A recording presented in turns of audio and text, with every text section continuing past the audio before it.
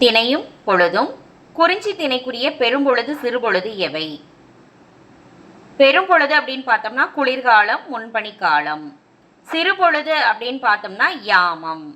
அடுத்த வினா, முல்லைத்திணைக்குரிய பெரும்பொழுது சிறுபொழுது எவை அப்படின்னு பார்க்கும்பொழுது, பெரும்பொழுது அப்படின்னா கார்காலம், சிறுபொழுது அப்படின்னு பார்த்தோம்னா அதற்குரிய விடை மாலை நேரம்.